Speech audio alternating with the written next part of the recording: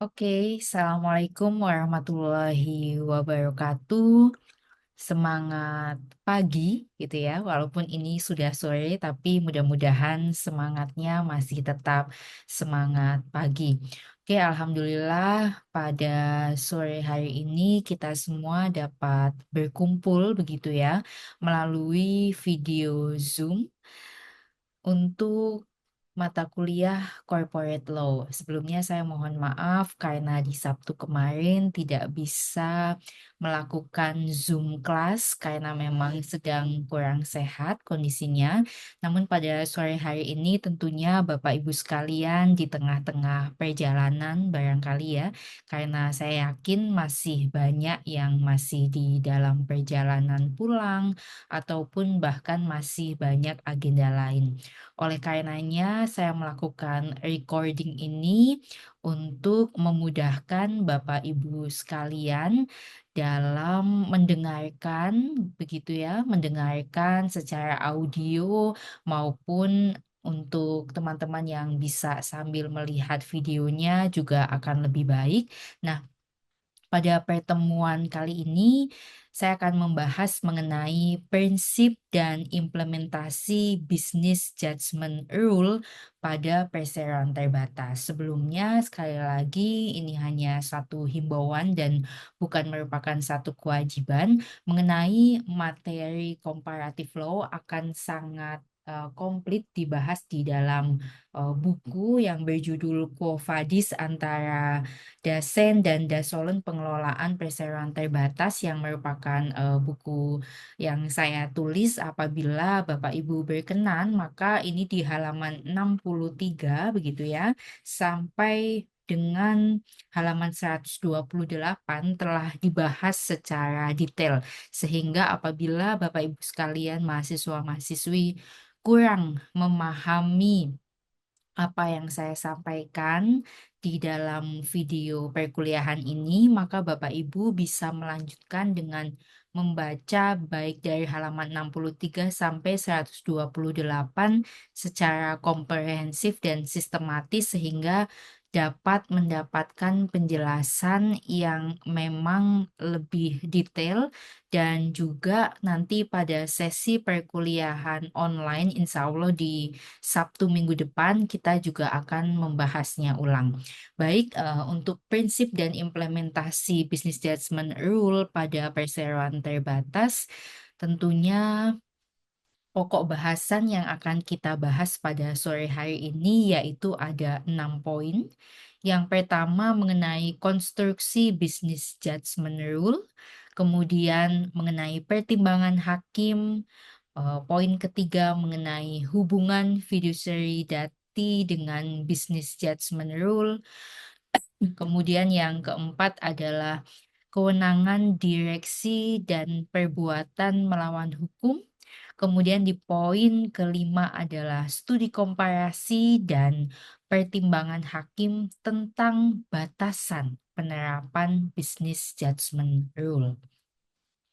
Kalau kita melihat bahwa konstruksi Business Judgment Rule ini adalah satu perlindungan hukum bagi direktur dan jajarannya dari pertanggungjawaban atas setiap kebijakan atau keputusan bisnis ataupun transaksi yang mengakibatkan kerugian bagi perusahaan.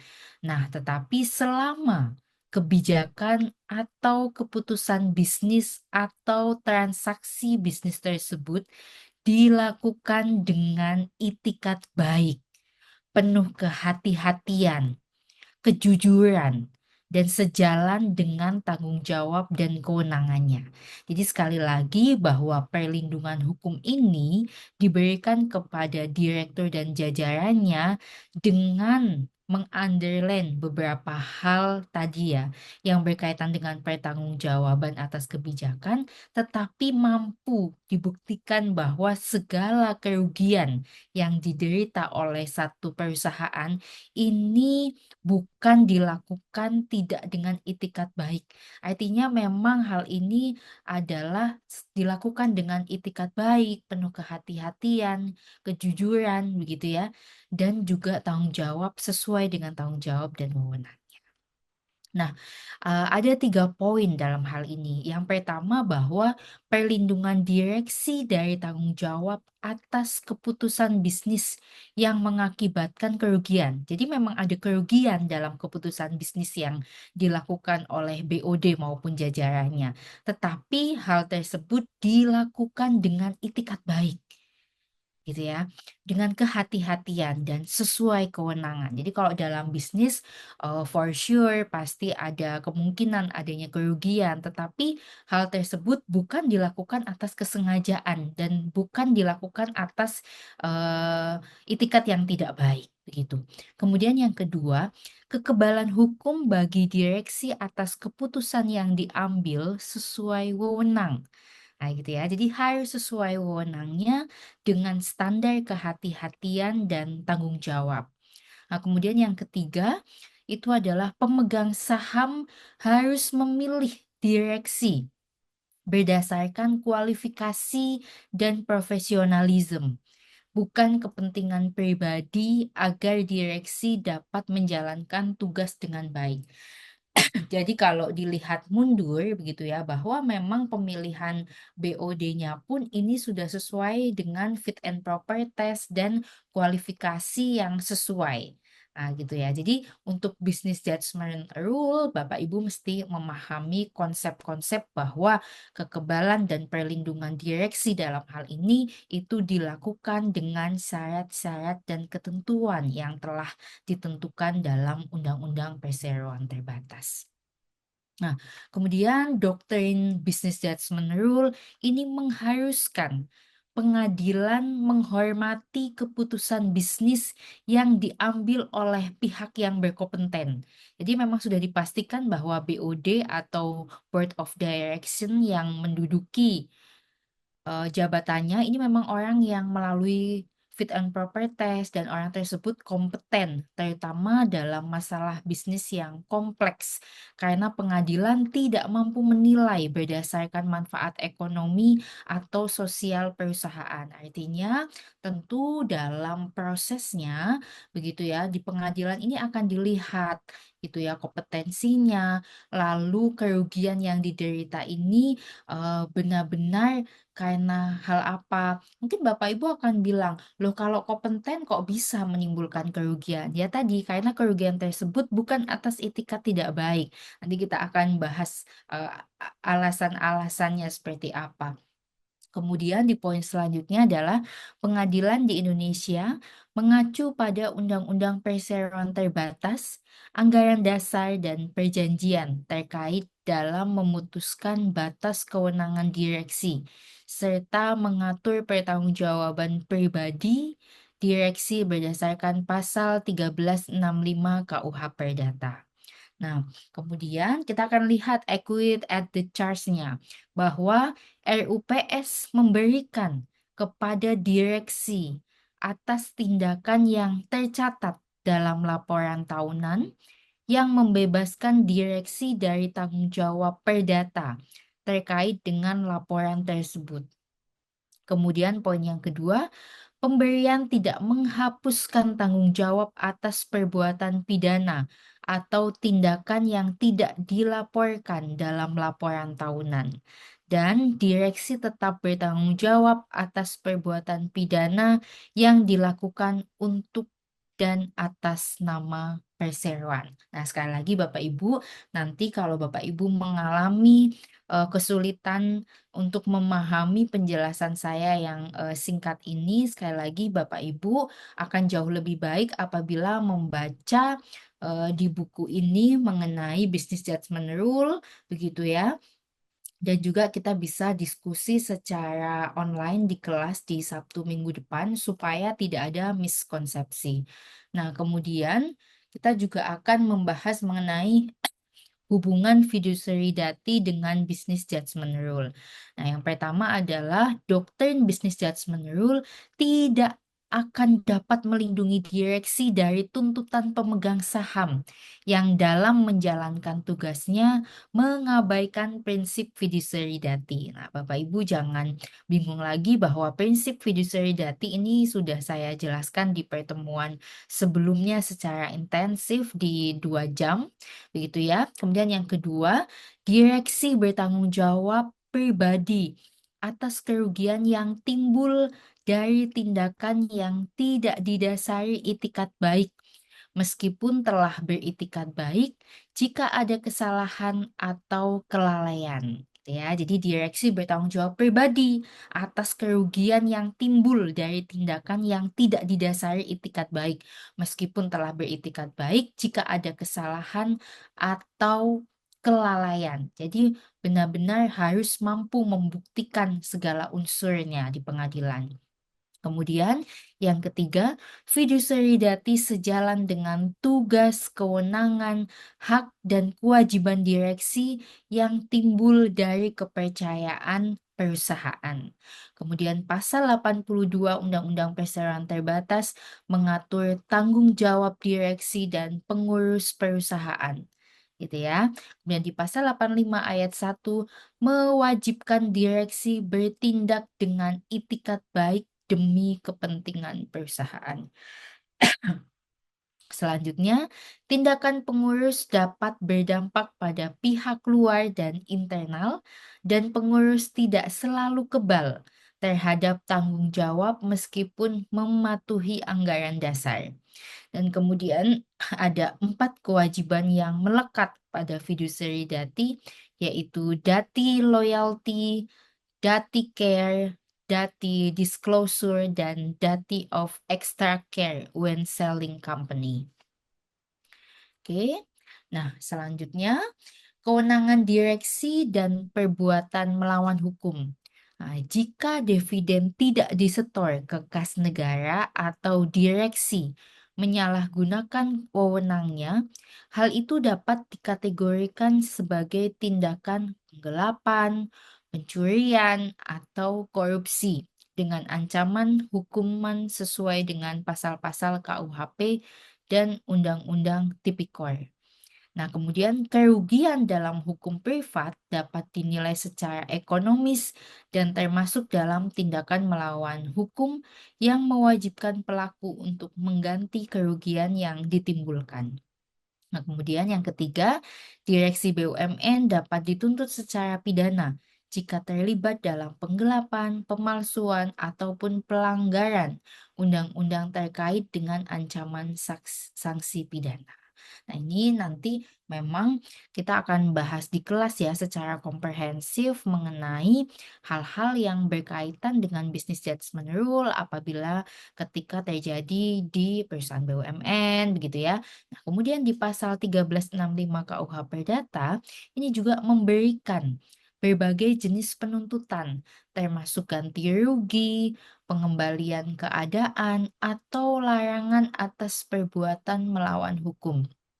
Kemudian selanjutnya, pengertian perbuatan melawan hukum dalam hukum perdata ini juga memiliki dampak signifikan dalam hukum pidana, gitu ya. Meskipun ada perbedaan dalam implikasi sanksi, ruang lingkup, dan asas legalitas antara keduanya. Selanjutnya, perbedaan antara sifat melawan hukum dalam hukum pidana dan perbuatan melawan hukum dalam hukum perdata terletak pada sanksi, implementasi kepentingan, dan legalitas, di mana hukum pidana lebih ketat dan terikat pada asas legalitas. Nah, saya jadi ingat di pertemuan selanjutnya ketika ada testimoni mengajar, ada salah satu mahasiswa yang mengatakan bahwa corporate law ini sulit sekali dipahami, sehingga menginginkan ada pembahasan-pembahasan mengenai pidana korporasi. Nah, mungkin nanti pada saat di kelas kita akan bahas ya mengenai pidana korporasinya. Nah, memang untuk memahami corporate law bukan sesuatu yang mudah, yang cukup lumayan complicated, sehingga sekali lagi saya menyarankan Bapak Ibu untuk dapat membaca buku.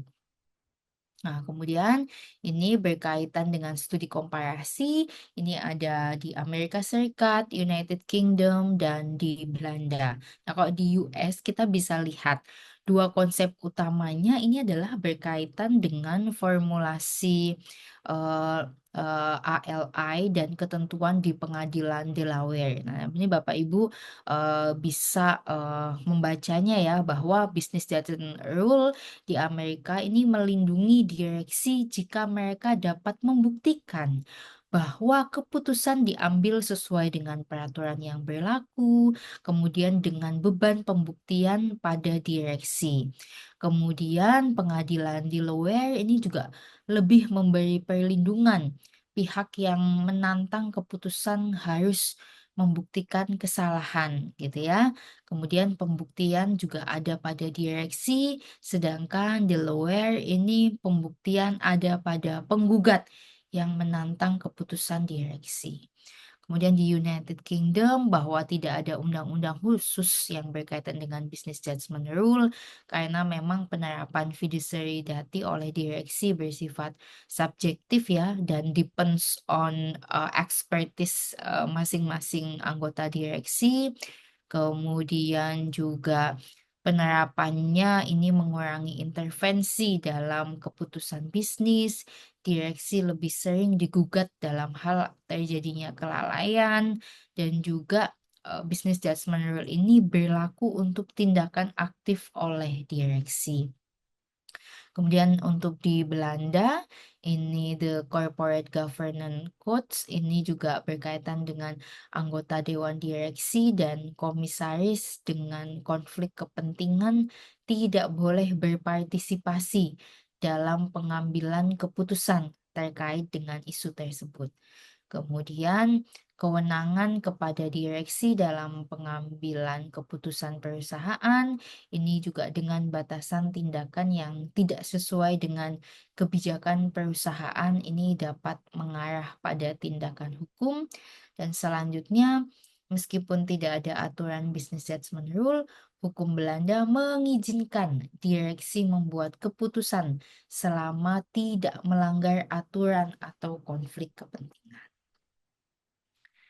Oke, kemudian selanjutnya kita akan membahas mengenai pertimbangan hakim terkait batasan dalam penerapan business judgment rule. Dari tadi kita bingung, jadi gimana sebetulnya pertimbangan hakim dalam menentukan business judgment rule? Yang pertama bahwa tanggung jawab direksi atas kerugian yang disebabkan oleh kelalaian atau kesalahan dalam menjalankan tugas. Meskipun ada kemungkinan direksi dapat bertanggung jawab secara pidana juga. Hal tersebut juga disampaikan di pasal 97 ayat 3 UU PT. Kemudian untuk BGR di Amerika Serikat, ini melindungi direksi dari pertanyaan hukum terkait keputusan mereka asalkan keputusan tersebut sesuai dengan prinsip good faith dan demi kepentingan perusahaan.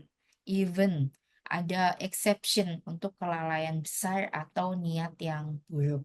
Kemudian hukum di Indonesia, aparat penegak hukum fokus pada kesalahan dalam pengambilan keputusan direksi, bukan pada keputusan bisnis itu sendiri, dan perlu dipastikan bahwa keputusan tidak didasari oleh niat jahat. Tidak seperti di Amerika Serikat, hakim di Indonesia tidak terikat oleh keputusan sebelumnya dan memiliki kebebasan untuk memberikan penafsiran hukum sesuai dengan independensi mereka. Oke, thanks for the appreciation. Nah, tentunya perseroan terbatas bukan hanya sekedar entitas hukum, tetapi juga wujud kepercayaan antara pemegang saham dan pengelolanya. Baik, itu saja yang dapat saya sampaikan untuk materi keempat berkaitan dengan BGR atau Business Judgment Rule. Kita akan lanjutkan diskusi di kelas secara offline. Nah, tetapi saya berharap sekali lagi Bapak Ibu membaca bukunya dan juga pada saat masuk ke kelas saya harap kita semua sudah dalam keadaan yang siap untuk, berdiskusi. Mungkin itu saja yang dapat saya sampaikan dan, mohon disiapkan satu pertanyaan, jangan lupa juga untuk subscribe dan, silahkan komen apabila ada hal-hal yang akan kita diskusikan. Baik, demikian sekali lagi saya mohon maaf masih belum bisa full secara Zoom karena masih dalam keadaan pemulihan dari, batuk begitu ya. Jadi mudah-mudahan apa yang saya sampaikan bermanfaat. Wassalamualaikum warahmatullahi wabarakatuh.